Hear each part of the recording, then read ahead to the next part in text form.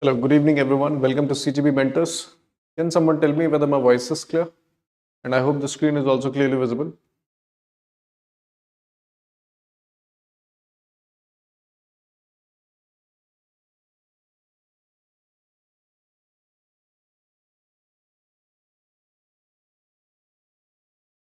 आवाज आ रही है सबको?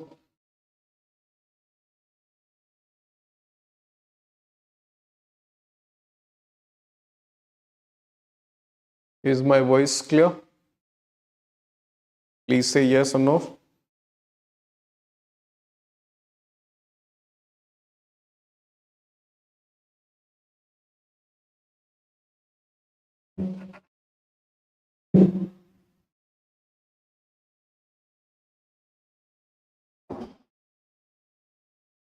Hello.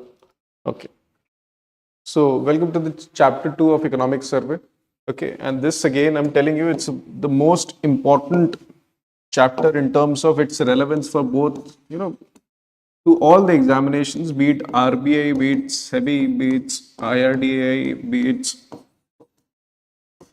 IFSCA, and even PFRDA, NPS, and even including NABARD. So this chapter is highly important for all these examinations. So make sure that you do this chapter comprehensively without fail. Okay. All the data points that is mentioned over here, please make sure that you cram it comprehensively. देखो phase 1 में नहीं तो phase 2 में they'll definitely ask you questions with respect to this chapter and across all the examinations that I've mentioned just now. Okay, so you cannot fail to ignore this chapter of economic survey. This is chapter 2, monetary and financial sector developments, the cart and the horse. Okay, so before starting, I'll just give you a brief idea of what this chapter is all about. Okay, so as you already must have seen in the name itself that it's talking about, monetary as well as financial aspects of the overall economy. You will be dealing with monetary aspect. You will be dealing with what RBI has done with respect to the monetary policy in this chapter. You will see monetary aggregates also like M0, M1, M2, M3, the trends amongst these things. Then you will also be talking about the overall banking sector. We'll see.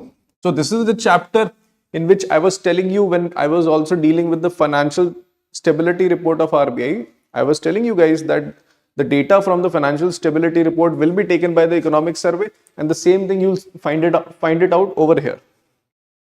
So these things we'll see.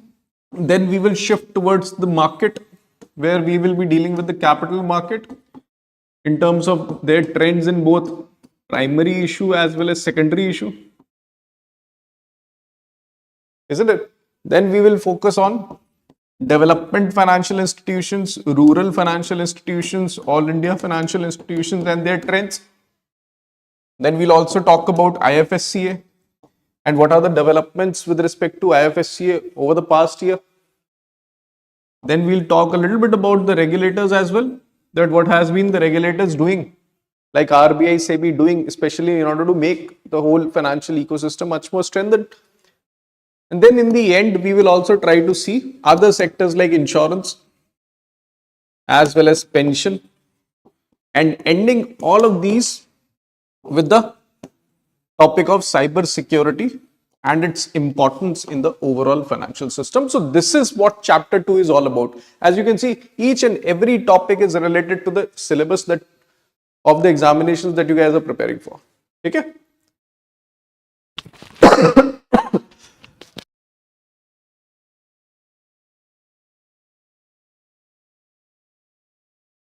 So without further ado, let's start with the first thing in this chapter, which is monetary developments.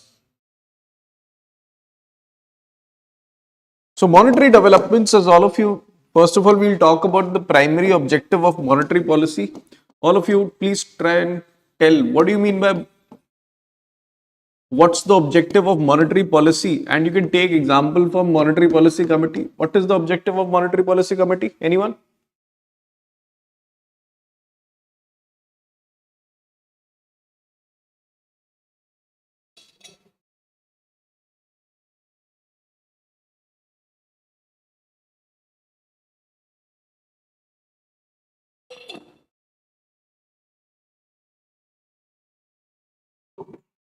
See, the monetary policy aims to achieve or aims to maintain price stability.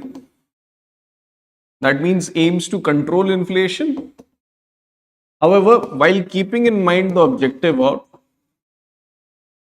growth.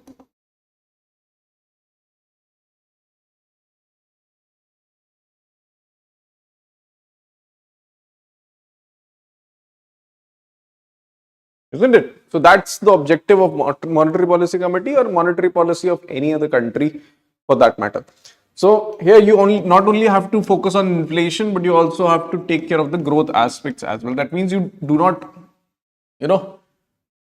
that the central bank should not do monetary policy tightening in such a manner that the growth starts to get hampered. So that is one major aspect that you need to take care of the monetary policy. Now we'll see a little bit of evolution of how the RBI's monetary policy committee has been doing since the past few years. So after Russia-Ukraine war, when the inflation started increasing in the country and even in the global economy, RBI started to increase the repo rate. So they started increasing repo rate from 4% to 6.5%. And then later on, it starts getting, or it kept the interest rate constant for a lot of monetary policy committee meetings. And their stance was also constant, which was withdrawal of accommodation. What do we mean by withdrawal of accommodation? That means they're trying to remove the dovish monetary policy, or they're trying to remove the liquidity from the market. But later on, recently only, not the February meeting, but the December meeting of Monetary Policy Committee, what did they decide with respect to monetary policy? All of you anyways remember that although they kept the rate constant in the December meeting, however, few changes we noticed. One of the major changes was that this withdrawal of accommodation stance was changed to neutral. Isn't it? And then another step taken by the government or taken by the Monetary Policy Committee was that they reduced the CRR from 4.5% to 4%, obviously on a gradual basis of 25 basis points and then further 25 basis points. So this move, RBI said, aims to increase liquidity in the market by approximately how much amount of money? RBI says 1.16 lakh crores, or you can say rupees 1.16 trillion.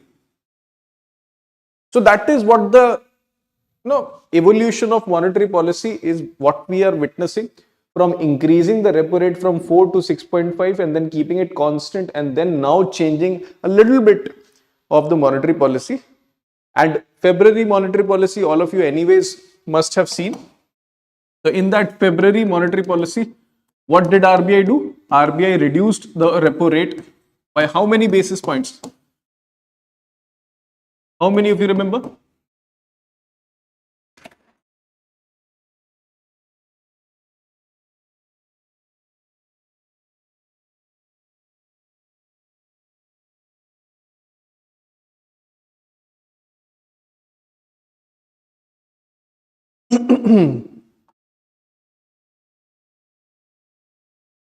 Yes, Aditya, correct. Very good. So 25 basis points. That means 0.25%. So right now repo rate is 6.25%. I hope this is clear. So we've also understood that what has been the evolution of monetary policy. So you need to also remember this in the form of story, you can remember, or whatever way you can remember, but please remember this. So this is the first aspect of the second chapter, which talks about RBI Monetary Policy Committee. It says that during the first 9 months of the financial year 25, the MPC kept the policy rate at 6.5%. However, in its October 2024 meeting, it decided to change the stance to neutral. But in December meeting, it reduced the cash reserve ratio to 4% from earlier 4.5. The decision is expected to infuse liquidity around 1.16 lakh crores. Is this clear? Anybody have any confusion? We've already discussed this effectively.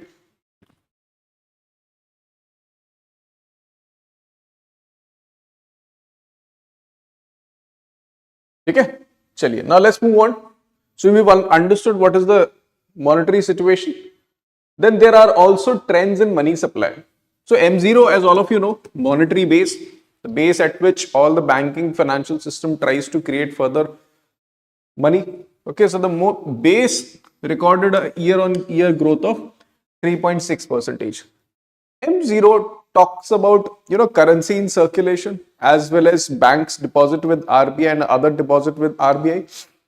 So when you see a growth in the monetary base, you understand that the liquidity in the overall market is increasing or liquidity with the public is also increasing. So जब भी आप ये monetary aggregates आप लोग पढ़ो तो उसके component में क्या क्या चीजें हैं उसको देखो, then you will understand the significance of these monetary aggregates. Otherwise रटने को तो रट लो, which is fine, but if you want to understand that why these monetary aggregates are calculated in the first place, so that you understand that currency in circulation कितना चल रहा है, उसमें growth कितना हो रहा है, तो जो हम लोग monetary policy में CRR reduce कर रहे हैं उसका कोई impact दिखेगा कि नहीं दिखेगा. That means if you're trying to reduce the CRR and if you're also trying to reduce the repo rate, so you are doing it with the intention of increasing liquidity in the market, and that should be visible by the growth rate in monetary base as well as money multiplier, isn't it? So this growth rate of 3.6% in monetary base M0 as well as M3 growth rate of 9.3% tells us that the steps like CRR reduction as well as monetary policy rate, repo rate reduction is showcasing increased liquidity in the market. Okay. In terms of component wise, in M3, which is the broad money,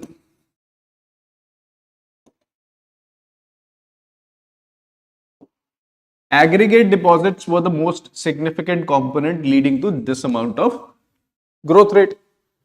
And in terms of source wise, bank credit to the commercial sector was a major contributor to increase in M3. Okay? Make sure that you remember these two names in terms of component or sources wise. And if you see money multiplier, which is 5.7, it tells you that the banks are and as well as NBFCs are able to create more credit from the monetary base. So basically money multiplier होता क्या है? M3 by M0. तो आपका जितना monetary base था उससे आपने कितने credit या कितना money multiply कर लिया? This is your money multiplier. Because all of you understand that we have fractional reserve and fractional credit system. Because all of you understand when somebody gives 100 rupees to the bank, apart from reserve requirements of CRR and SLR, the remaining money, let's say 70 rupees, bank tries to lend to other candidates, thereby increasing currency in circulation. Then it tries to save some amount, let's say 35 rupees, and then some amount will further be lent.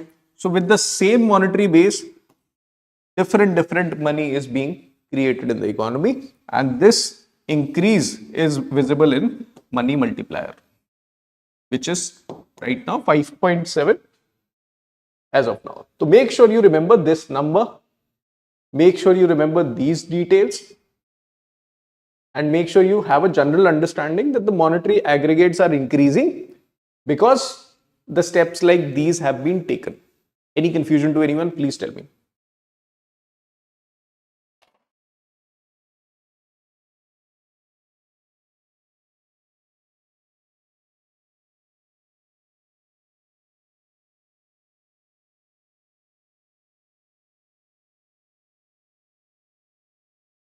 किसी को कोई दिक्कत? अगर नहीं है दिक्कत तो चलो आगे बढ़ते हैं. This is theoretical aspect. You can also check this. The components of the broad money include currency with public, aggregate deposits include demand deposit, time deposits, and other deposits. Next is financial intermediation is what we're going to talk about here, where we'll talk about the overall situation of the banks in the overall economy. So here, if you see improvement in asset quality of banks, you guys tell me from where does this all data comes?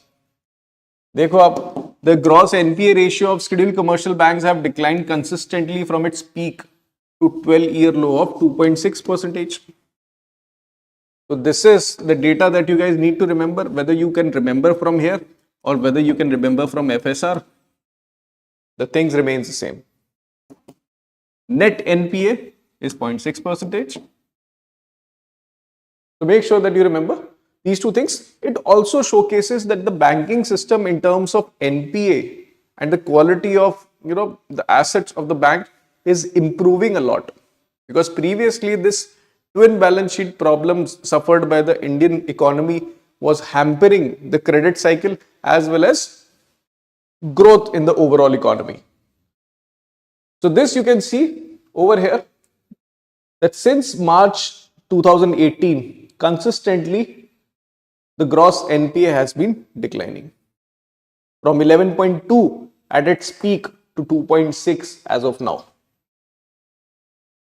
Similarly, the capital position of the banking ecosystem represented by capital to risk weighted asset ratio has also been increasing, and now it is plateauing at around 16.7, which is also what we have seen when we were studying about RBI financial stability report. So capital position, as all of you can see, around 93% of the increase in capital funds was contributed by tier 1 capital, which is also robust, also a sign of robust capital buffers. And at the end of September, the CRAR of scheduled commercial banks stands at 16.7%. Is this clear? Again, the same thing was in financial stability report also. Next aspect is profitability. So in the first half of the financial year 25, profit after tax of scheduled commercial banks grew by 22.2%, whereas the provisioning coverage ratio, which tells us about that how much provisions you have in place against your NPAs, possible NPAs, is 77%, which is also a very good sign. Okay, this figure not that much important, because first of all it's about half year. We would want to prefer full year data. तो आप कोशिश करिए कि full year data याद करके चले, ठीक है. और अगर आरबीआई के एग्जाम से जस्ट पहले if the FSR will come, then the new data will be applicable for you. But this is only with respect to those data that is there in the FSR, ठीक है. Otherwise बाकी कुछ और data सर्वे में दिया है वो आपको याद करके चलना ही चलना है ना. ये डेटा के बारे में I am telling only because this data will be changing when the new FSR report will be coming, ठीक है. Then that data will become much more relevant.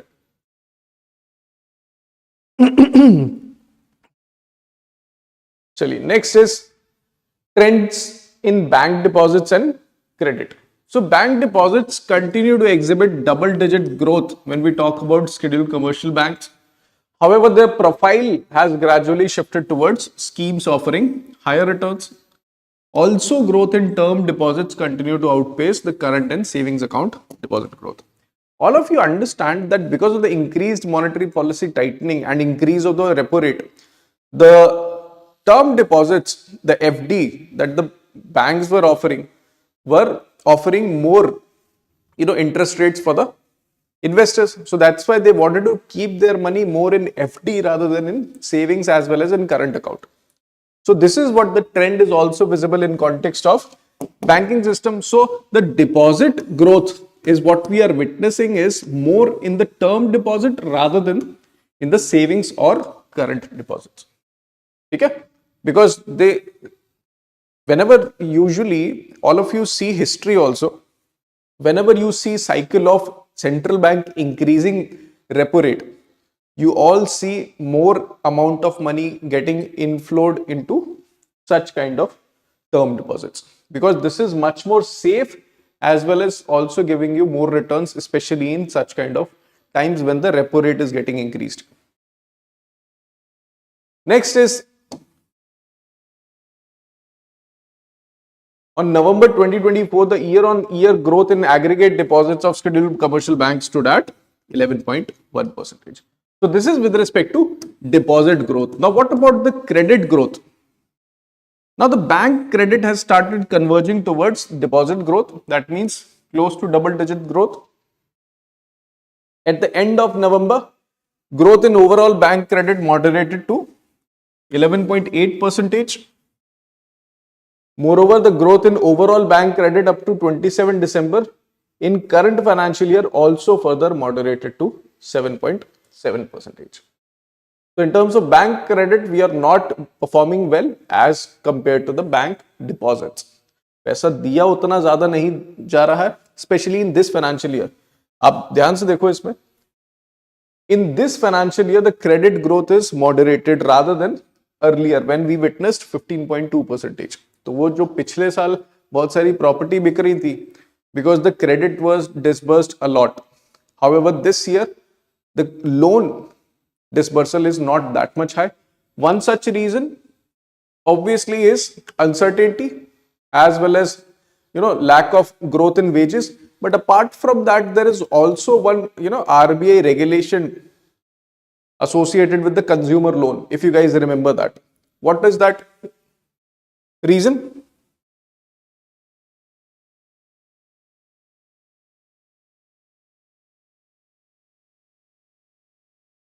Anyone?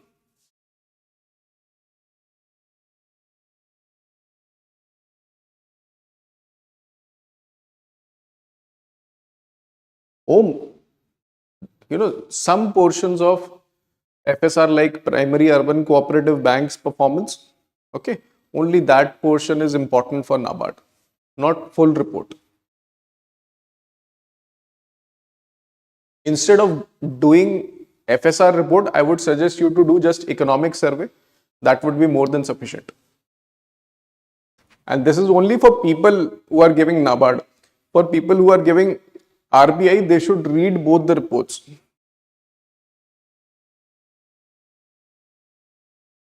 Okay, so I was asking you about why do you see a decline in credit?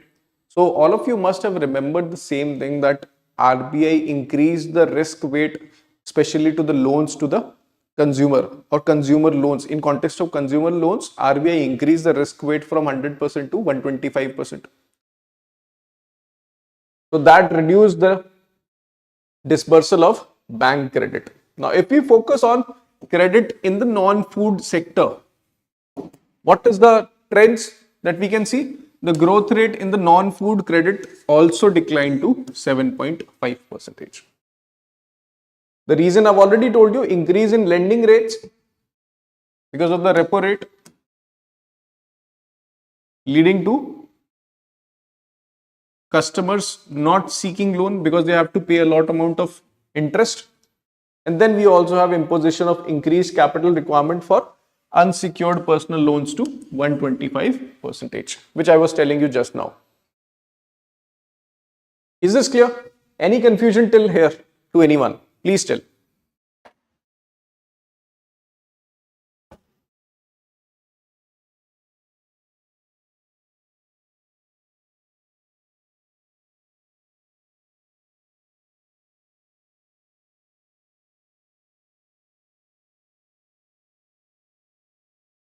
Now let's move on to next portion. Now we will check the situation of credit disbursement in context of sectors, and this is very important. बहुत important है, ठीक है? ये सवाल directly पूछा जा सकता है. आपसे ये भी पूछ सकते हैं कि किस सेक्टर में ग्रोथ बहुत ज्यादा है, किस सेक्टर में ग्रोथ बहुत कम है. आपसे एब्सोल्यूट फिगर्स भी पूछ सकते हैं. So the growth in the agricultural credit was 5.1%. In industrial, credit was 4.4. Across industries, if we focus on, bank credit to MSMEs witnessed 13% year-on-year growth, whereas bank credit to large enterprises within the industrial sector was 6.1%. In case of services and personal loan segment, 5.9 and 8.8%. Okay. Now, reasons behind low growth rate in service sector is slowdown in credit disbursed to NBFCs because of this risk weight. Vehicle and housing loans drove the moderation in the personal loan segment because of the high lending rates, upar wala ye wala, and RBI increasing risk weight, which I've already told you. So this is what you guys need to remember. See, as you can see, MSMEs is at the top in terms of sector. MSMEs belong to industrial sector, isn't it? Then the lowest, ironically, is also 4.4% overall industry. Is this clear? But make sure that you remember the 5.1 figure, 4.4 figure, 13% figure, and services figure. ये figures please याद कर लेना, highly important. And also remember that MSME is at the top, industry is at the bottom.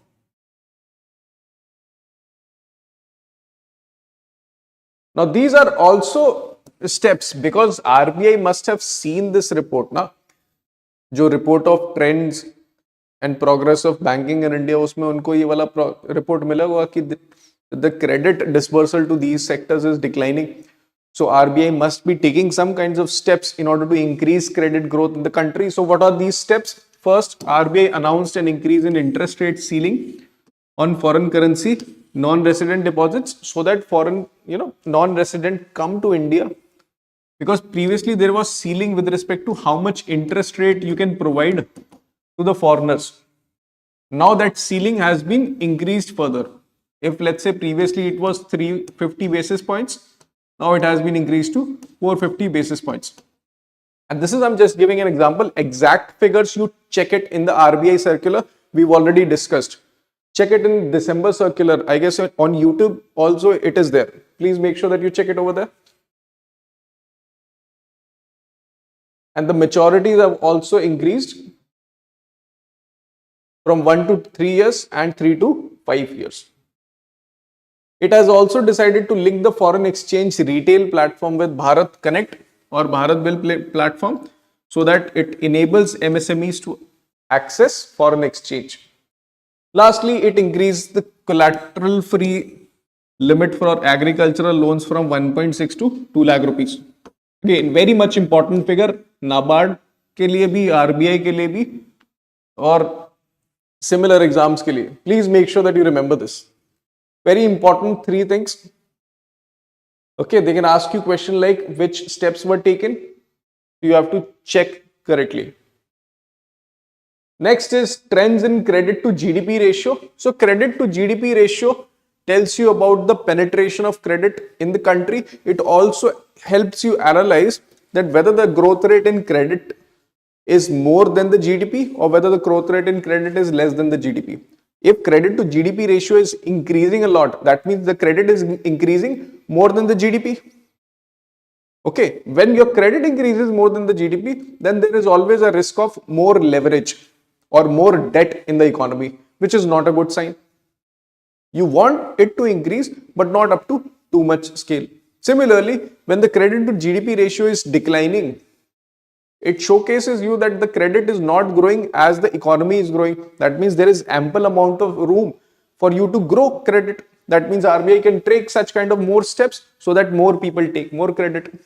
Because if they take credit, they'll use it for further economic activity, isn't it? So I hope you understand the concept of credit to GDP ratio. And now that we've already understood the concept, let's see what has been the trend of credit to GDP ratio from the previous year. So within credit growth outpacing nominal GDP growth for 2 successive years, the credit to GDP ratio narrowed to minus 0.3% in quarter first from minus 10.3 percentage in financial year 23. So in financial year 23, we witnessed minus 10.3. That means credit was declining in a huge manner. However, now that it is minus 0.3, that means we are witnessing the credit to GDP ratio increasing. That means the credit is increasing. However, there is still room to go further. Any confusion in understanding this concept as well as the trend to anyone? Please ask. और किसी को बाद में भी दिक्कत हो तो आप प्लीज कमेंट बॉक्स में अपना कमेंट कर देना. We'll try to address it as soon as possible.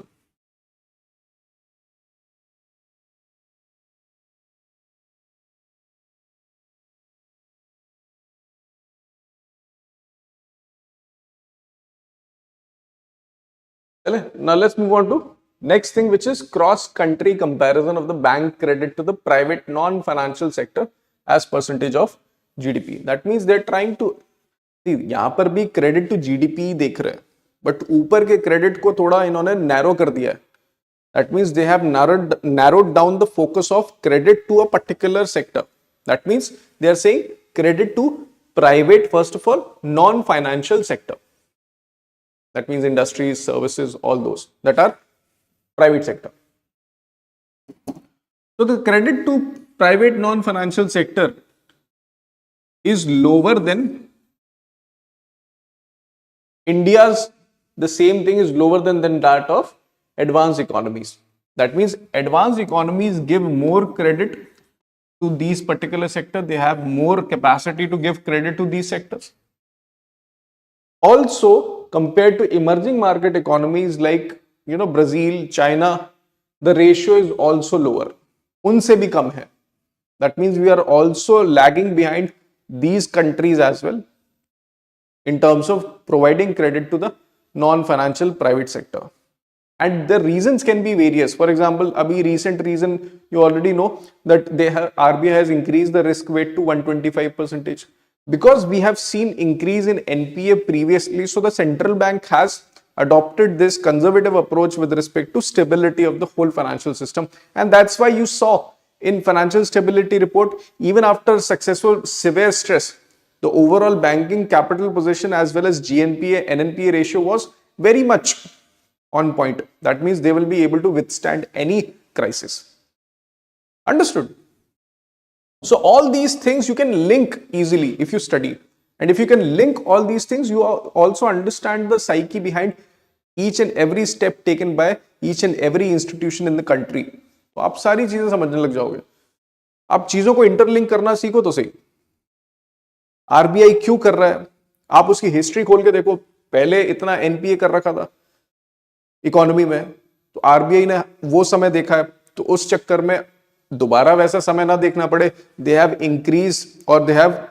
Increase capital buffers, capital position सही कर दी बैंक्स की. और अभी एफएसआर रिपोर्ट में हमने ये भी देखा कि उन बैंक्स के ऊपर अलग अलग तरीके के सिवियर स्ट्रेस सिनेरियोज पर भी कोई भी बैंक खराब नहीं हो रही है. किसी भी बैंक का कैपिटल पोजीशन रेगुलेटरी रिक्वायरमेंट के नीचे नहीं जा रहा है. ओके, बट इन सब रीजंस की वजह से पॉसिबली क्या हो सकता है, ये हो जाता है कि रिस्ट्रिक्शन लगाने के चक्कर में credit disbursement, which is the main work of banking ecosystem, that gets hampered. I hope you can understand all these correlations. किसी को कोई दिक्कत?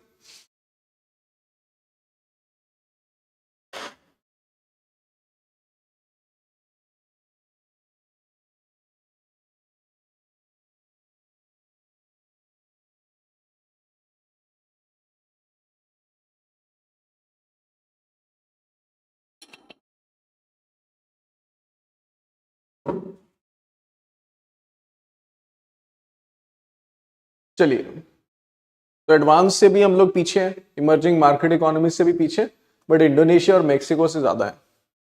तो let's not celebrate too much. So this is the cross country comparison. So India is right now over here. China, Malaysia, Japan, Thailand, UK, Brazil, South Africa, all these are providing more credit to the private non-financial sector as percentage of GDP. Okay.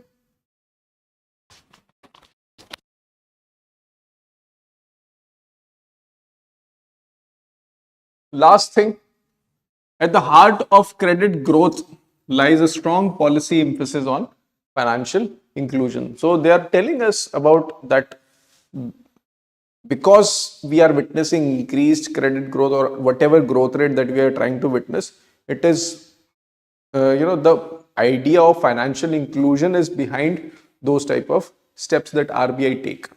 RBI wants to increase financial inclusion in the country, and that is also visible in the increase in value of RBI's financial inclusion index from 53.9 in March 2021 to 64.2 in March 2024. So this is the basics about this financial inclusion index, that it measures progress achieved in financial inclusion across 97 indicators in 3 dimensions, which is access, usage and quality of financial services. ठीक है?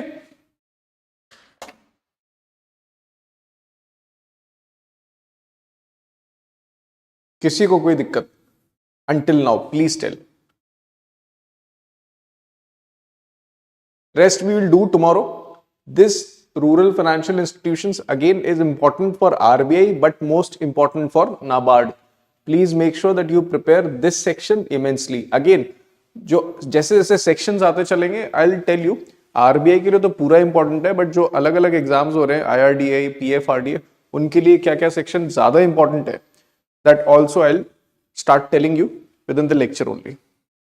If you have any questions, feel free to ask. Otherwise, I'll wind up this session.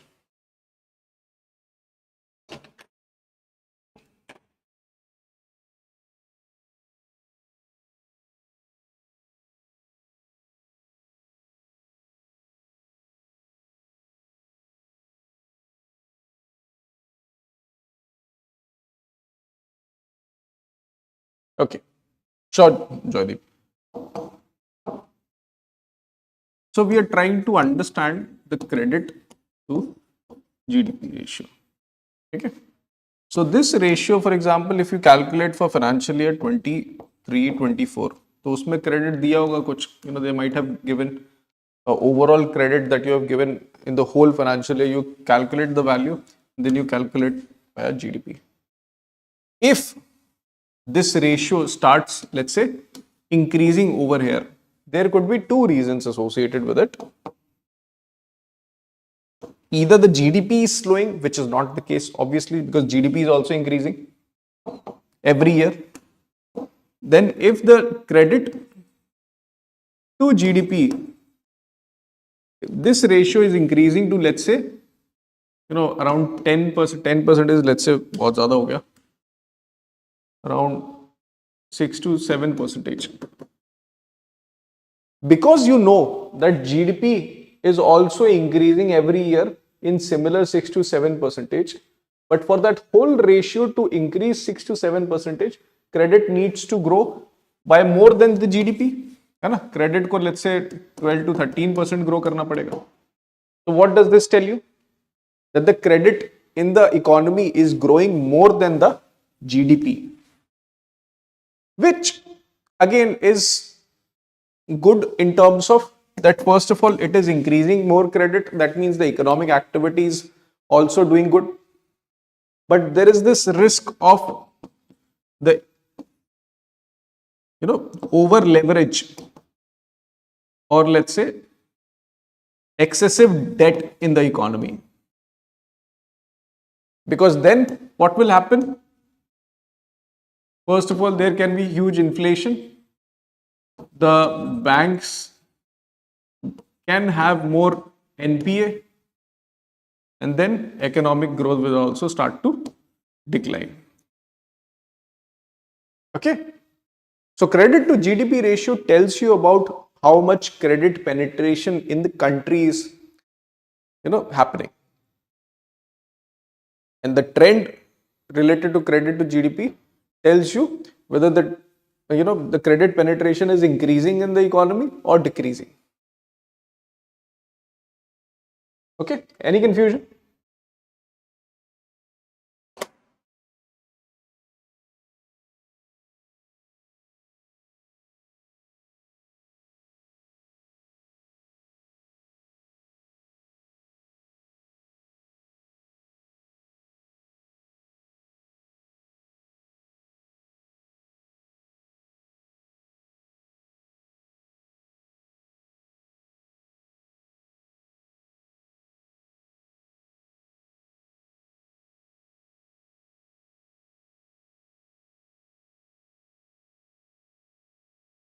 Nothing. Chalo. Thank you guys for joining. We'll meet in the next session. Till then, keep revising this chapter of economic survey.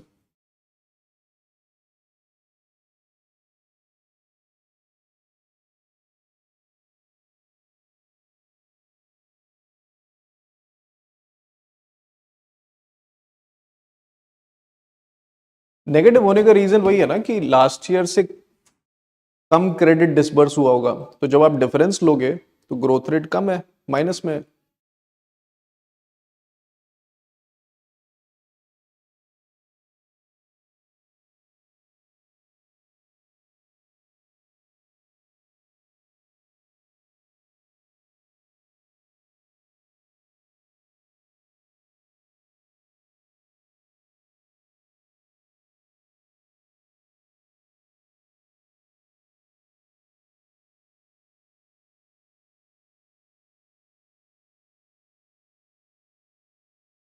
चलो।